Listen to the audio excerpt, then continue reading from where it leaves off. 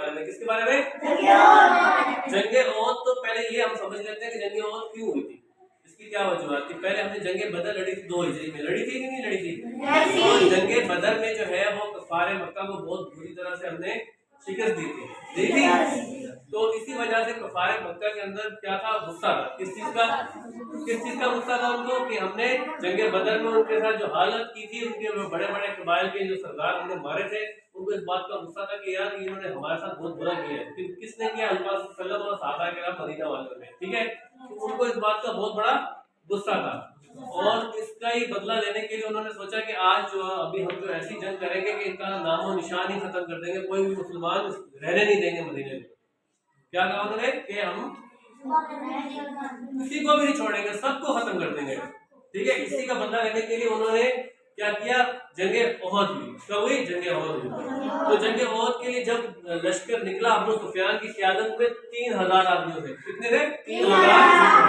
3000 کے آدمیوں سے لشکر نکلا. ان کے پاس 3000 اونٹ, 200 گھوڑے. ٹھیک ہے, اتنا بڑا لشکر لے کے جب وہاں سے نکلے, کہاں سے نکلے؟ مکہ سے. تو اسی وقت مکہ میں حضور پاک صلی اللہ علیہ وسلم کے چچا حضرت عباس تھے. انہوں نے کیا کیا, انہوں نے پیغام پہنچایا کس کو؟ حضور پاک صلی اللہ علیہ وسلم کو. انہوں نے کہا کہ لشکر جو ہے وہ مکہ سے نکل چکا ہے, آپ لوگوں پر حملہ کرنے کے لیے. اللہ نے اپنے صحابہ کو بھیجا کہ پتہ کر کے آئے کہ جو قافلہ آ رہا ہے, وہ جو لشکر آ رہا ہے وہ کتنی دور ہے مدینے سے. تو انہوں نے آگے اطلاع دی کہ جو مدینے سے جو لشکر جو بہت قریب آ چکا ہے. تو اسی بنا پر اللہ صلی اللہ علیہ وسلم نے تمام صحابہ کو اکٹھا کیا مسجد مدینہ میں, اور انہوں نے کہا کہ آپ کے ہم بات کرتے ہیں کہ اس کے ساتھ کیا کریں, کیسے لڑیں. ان کے ساتھ مشورہ کے لیے سب کو بلایا ہے, مشورے کے لیے سب کو بلایا ہے. تو اس لیے وہ مشورہ کیا, کچھ لوگوں نے کہا کہ ان کو آنے دیں, ان کو شہر میں داخل ہونے دیں, ہم لوگ شہر پہ اندر ہی رہیں گے. ہاں, بچوں کو اور عورتوں کو چھتوں سے انٹر ہو گیا ہمارے شہر میں, تو ہم پتھر بھی برسائیں گے اور ان کو تلواروں سے ماریں گے بھی گلیوں میں, گلیوں کوچوں میں ان کو آنے دو. لیکن کچھ انہوں نے کہا نہیں ہم یہاں پہ نہیں آتے, ان سے شہر سے تھوڑا دور جا کے مقابلہ کرتے ہیں. تو حضرت صلی اللہ علیہ وسلم کو یہ بات پسند آئی. انہوں نے کہا ٹھیک ہے, یہ سب سے اچھی بات ہے. تو انہوں نے کیا کیا, احد کا جو مقام ہے, یہ جو پہاڑ ہے احد کا, یہ 3 میل کے فاصلے پر ہے مدینہ سے. کتنے میل کے فاصلے پہ ہے؟ 3 میل کے فاصلے پر ہے احد کا پہاڑ. انہوں نے کہا کہ احد کے پہاڑ کے پاس جا کے ہم ان سے جنگ کریں گے, جتنا بھی لشکر ہے ہم باہر ان سے نکلیں گے, شہر سے باہر.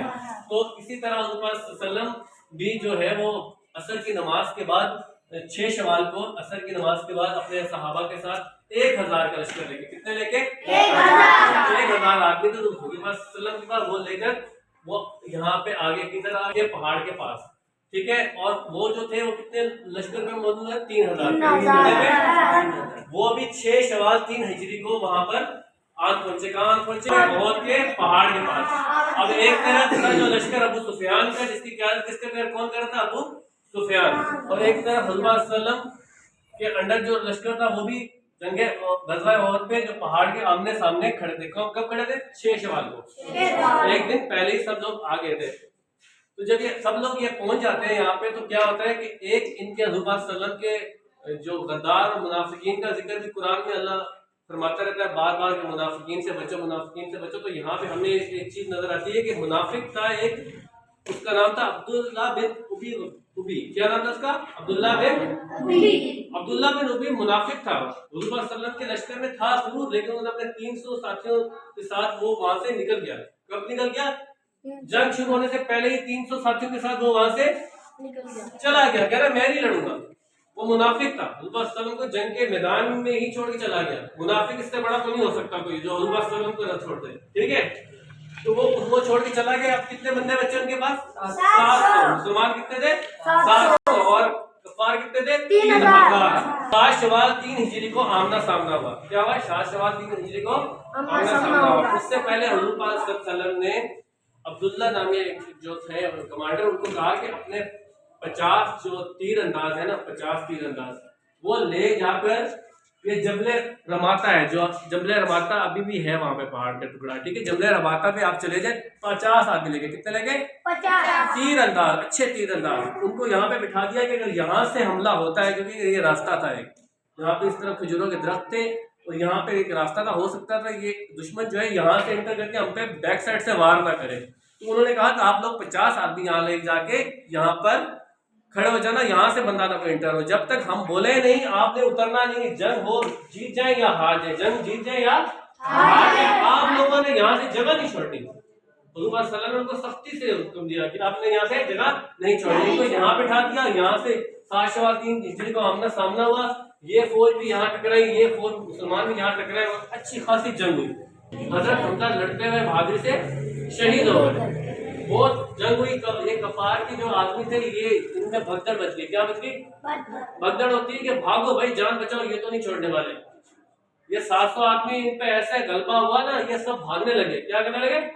یہ کافی سارے ان کے کفار مارے بھی گئے. تو انہوں نے کیا کیا, یہ واپس بھاگے. جب یہ واپس بھاگے تو یہ پہاڑ والے جو لوگ ہیں, یہ پہاڑ والے لوگ ہیں, انہوں نے کیا کیا, انہوں نے کہا کہ یہ جو بھی لشکر واپس بھاگ گیا ہے یہاں سے, تو اب کیا ہوگا کہ یہ مال غنیمت لوٹے. مال غنیمت وہی ہوتا ہے جو جنگ کے اندر جو بھی لوگ ہیں وہ چھوڑ کے بھاگ جاتے ہیں. تلواریں, لوہے کی چیزیں, گھوڑے, اونٹ, قبضہ کرو ان کے اوپر. تو جیسے ہی وہ چھوڑ کے بھاگے تو ان میں سے کیا کیا, انہوں نے 40 آدمی یہاں سے کیا ہوا, نیچے اتر گئے. یہاں سے نیچے اتر گئے. کس کے چکر میں؟ مال غنیمت لوٹنے کے چکر میں. انہوں نے کہا ہم بھی لوٹیں گے بھائی یہاں سے. بنا حضور صلی اللہ علیہ وسلم کے بنا آرڈر انہوں نے حکم نہیں دیا کہ نیچے اترو, یہ خود ہی اتر گئے. جنگ ابھی چل رہی تھی. تو کیا ہوا, یہاں پہ خالد بن ولید جو اس وقت مسلمان نہیں ہوئے تھے, خالد بن ولید اپنے لشکر کے ساتھ کھڑا تھا. انہوں نے جب دیکھا یہاں سے جو اتر گئے مسلمان تو ان کو پتہ چل گیا کہ یہ راستہ ابھی ہمیں خالی مل جائے گا, ابھی تو بندے ہیں نہیں روکنے والے. انہوں نے کیا کیا, یہاں سے حملہ کر دیا. کیا کر دیا؟ یہاں سے حملہ. انہوں نے مسلمانوں پر یہاں سے حملہ کر دیا. تو جب یہاں سے حملہ کیا تو ہمیں بہت نقصان ہوا, ہمارے یہاں پہ 70 شہادتیں ہوئی. کتنی ہوئی؟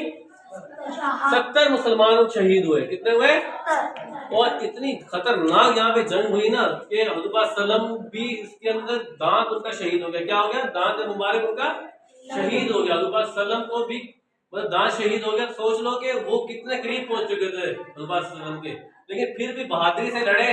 حضرت علی اور دوسرے جو صحابہ تھے وہ بہترین, انہوں نے حضور صلی اللہ علیہ وسلم کو پروٹیکٹ کیا یہاں سے, اور وہ وہاں پہ جبل احد کے اوپر لے گئے, ایک کنارے پر حضور صلی اللہ علیہ وسلم کے ساتھ یہاں لے کے چلے گئے. اب یہ لوگ نے دیکھا کہ ابھی ہمارا کچھ بچا نہیں, ہمارا بہت نقصان ہو گیا. یہاں پہ بھی جو آئے تھے ان کو بھی انہوں نے مسلمانوں نے ہٹ کیا, واپس وہ بھی مرے, تو وہاں سے وہ سب بھاگ گئے.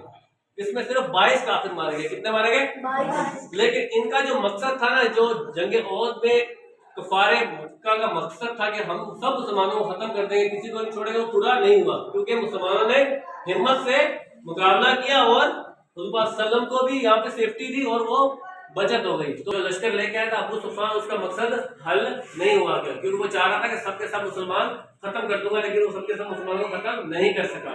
ہم مسلمانوں سے یہاں پہ اس جنگ میں یہ غلطی ہوئی کہ تیر انداز والوں نے جگہ چھوڑ دی. کیا کر دیا انہوں نے بنا اجازت کے, حضور صلی اللہ علیہ وسلم کی اجازت کے 40 تیر انداز جو نیچے اترے, وہی بہت سب سے بڑا نقصان ہمیں اسی نے دیا.